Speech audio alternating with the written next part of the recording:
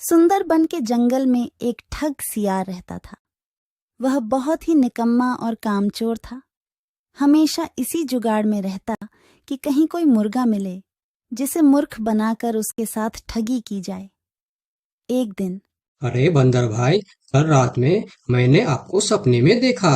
अरे रहने दे सियार, तू अपना सपना अपने पास रख और मुझे जाने दे। ऐसा बोलकर बंदर चला गया।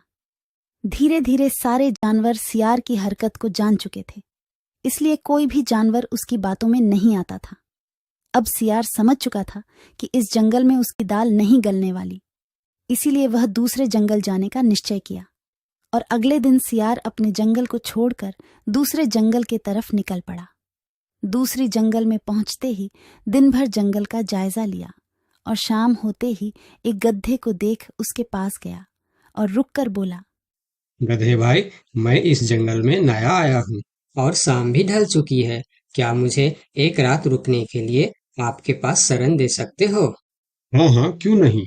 अभी तो तुम इस जंगल में नए हो और हमारे लिए मेहमान हो, और मेहमान तो भगवान के समान होते हैं। ऐसे कहते हुए गधे ने सियार को अपने पास रोक लिया और उसे सम्मान के साथ भोजन कराया। भोजन करने के बाद दोनों आपस में बातें करने लगे। सियार ने गधे से बोला, अरे गधा भाई, इस जंगल में पीपल के पेड़ के पास एक तालाब है। जानते हो उसके बारे में? हाँ हाँ, पीपल के पास एक तालाब है। वह तालाब कीचड़ से भरा पड़ा हुआ है। उसका पानी भी बहुत गंदा हो चुका है। यहाँ का कोई भी जानवर उसका पानी नहीं पीता है। सियार ने अपनी आवाज को धीमा करते हुए बोला, क्या तुम जानते हो, वह सोने चांदी का तालाब है। उसके अंदर ढेर सारा सोना और चांदी छुपा है और उस तालाब का मालिक मैं ही हूँ। सियार का बात सुन गधे ने चौंक के बोला, ये तुम क्या बोल रहे हो सियार भाई? तालाब भी कहीं सोने और चांदी का होता है? मैं भी ऐसे ही सोच रहा था। मुझे भी इस तालाब के बारे में कोई जानकारी नहीं था, लेकिन कुछ ही दिन पहले मेरे पिताजी मरने से पहले सारे संपत्ति मेरे नाम की। उसमें यह तालाब भी है और आज मैं अपनी संपत्ति देखने के लिए ही यहाँ पर आया हूँ।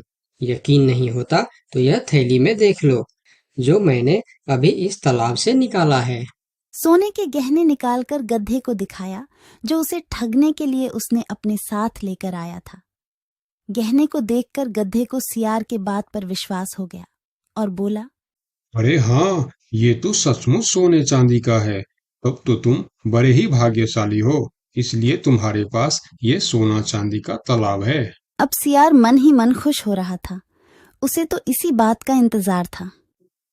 गधा भाई, मुझे इस संपत्ति से कोई भी लालच नहीं है। मेरे पास मेरे जंगल में और बहुत सारे संपत्ति है जो मेरे पिताजी ने मेरे लिए छोड़कर गए हैं। मैं तो यहाँ तालाब बेचने के लिए आया था। सोचता हूँ तुम भले जानवर दिखते हो, क्यों ना तुमको ही यह सब बेच दूं। मुझे, यानी यह सोने का तालाब मेरा हो जाएगा और मैं इस तालाब का मालिक बन जाऊंगा। बेचारा भोला भाला गदहा सियार की चिकनी चुपड़ी बातों में बहुत आसानी से आ गया और गधा सियार से सोने का तालाब खरीदने को तैयार हो गया। दोनों के बीच 4 सिक्कों का सौदा तय हुआ। ठीक है सियार भाई, मैं अभी जाकर हिरन के पास से 4 सिक्का लेकर आता हूँ।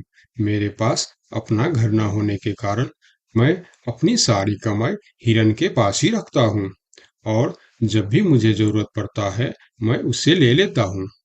ठीक है गधे भाई, लेकिन ध्यान से, जंगल में किसी को इस बात का पता नहीं चलना चाहिए, वरना जंगल के सारे जानवर मेरे पीछे ही पड़ जाएंगे।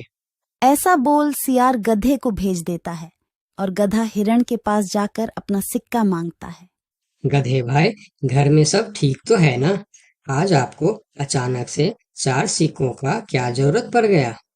अरे, वह अपने जंगल में जो तालाब है ना, मैं उसे खरीद रहा हूँ। तालाब खरीद रहे हो? क्या करोगे तुम तालाब खरीद के? तालाब का तो पता नहीं, लेकिन उसमें जितना सोना चांदी है वह सब मेरा हो जाएगा। तालाब में सोना? ये तुम क्या बोल रहे हो भाई? मुझे तो कुछ भी समझ में नहीं आ रहा है। मुझे डर है कि तुम कहीं कोई परेशानी में ना आ जाओ। देखो, तुम मुझसे कुछ भी मत छुपाओ। क्या बात है? साफ साफ बताओ मुझे। हमारे जंगल में एक बहुत ही अमीर सियार आया है। ढेर सारी संपत्ति है उसके पास।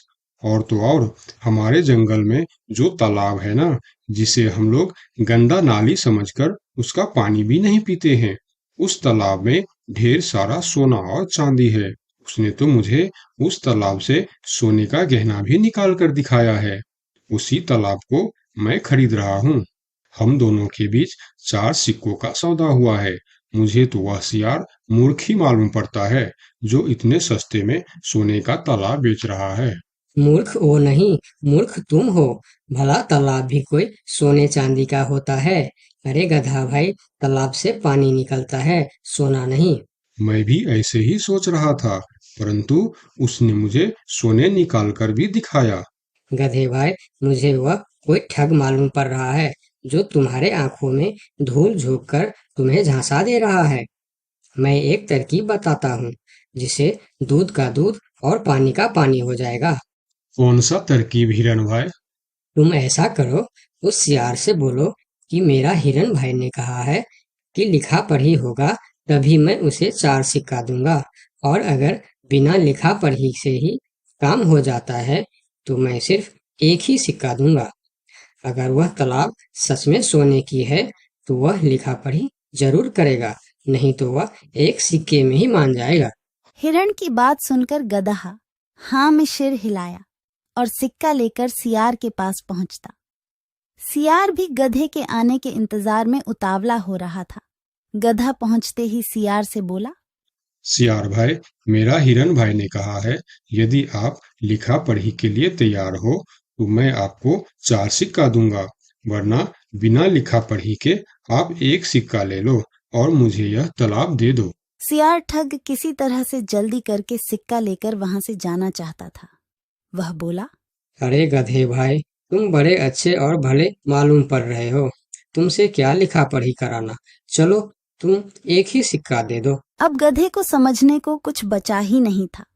गधे को समझ में आ गया कि सियार उसको ठगना चाहता है। ठीक है सियार भाई, कोई भी शुभ कार्य करने से पहले मुंह मीठा करना जरूरी होता है। मैं अभी लड्डू लेकर आता हूँ, आप यहीं रुको। गधा जंगल से 2-3 जानवरों को बुला लाया और सियार की जमकर धुनाई कर दी। किसी तरह सियार वहां से जान बचाकर भाग